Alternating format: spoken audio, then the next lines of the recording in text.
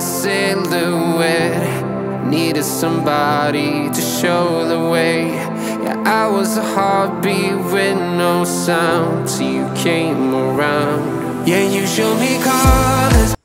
আসসালামু আলাইকুম, আমি সন্ধ্যা সীমা গাজীপুর থেকে বলছি। যে যেখান থেকে আজকের আমার এই ব্লগটা দেখছেন সবাইকে শুভেচ্ছা এবং ভালোবাসা।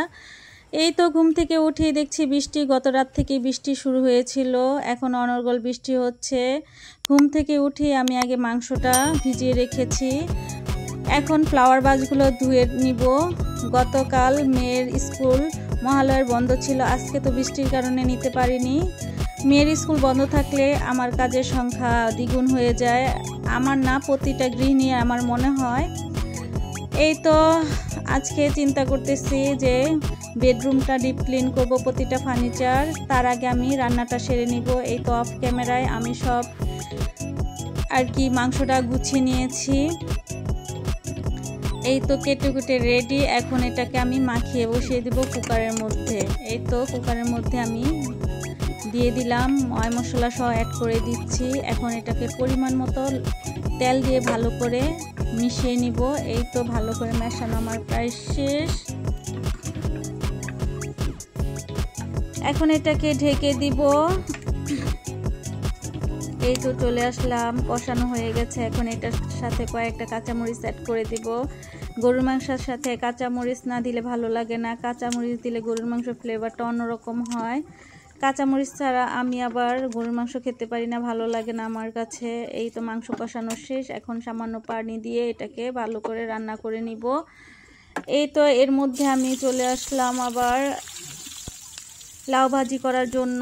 সামান্য পরিমাণ এই তো পেঁয়াজ কুচি দিয়ে দিয়েছি, এটাকে ভালো করে ভেজে নিব। এই তো পেঁয়াজটা লালচে হয়ে গেছে, এখানে সামান্য পরিমাণ আমি হলুদ অ্যাড করে দিচ্ছি।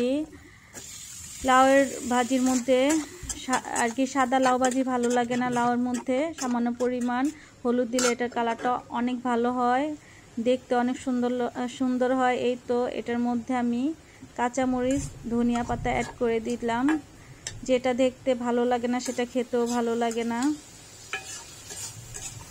এই তো এটাকে ভালো করে আমি এখন পানিটা শুকিয়ে নিব। এই তো কুকার থেকে আমি মাংসটা অন্য পাতিলে ঢেলে নিয়েছি, ঢেলে নিয়ে গ্যাসের চুলায় ফুল হিটে এটাকে আরেকটু শুকিয়ে নিচ্ছি। এদিকে আমার ভাজিটা পুরাটাই হয়ে গেছে কমপ্লিট।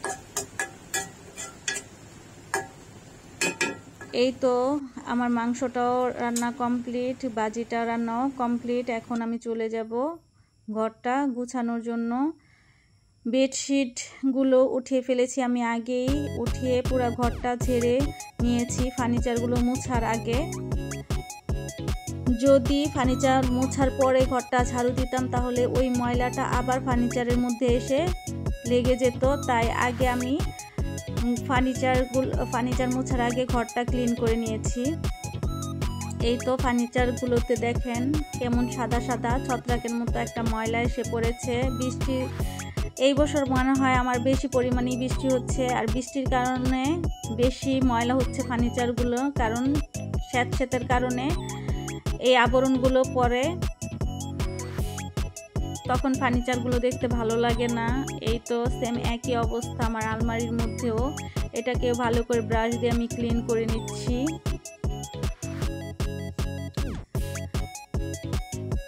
এইভাবে আমি বেডরুমের সবগুলো ফার্নিচারই ক্লিন করে নিয়েছি। অফ ক্যামেরায় আমি ফ্যানটা মুছে নিয়েছি। এই তো অফ ক্যামেরায় বেডশিটটা বিছিয়ে দিলাম।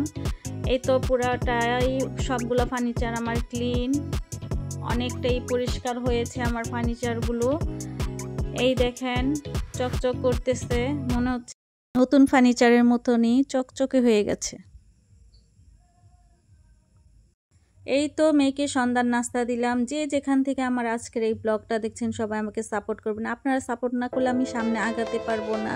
সবাই সাবস্ক্রাইব করবেন। আল্লাহ হাফেজ।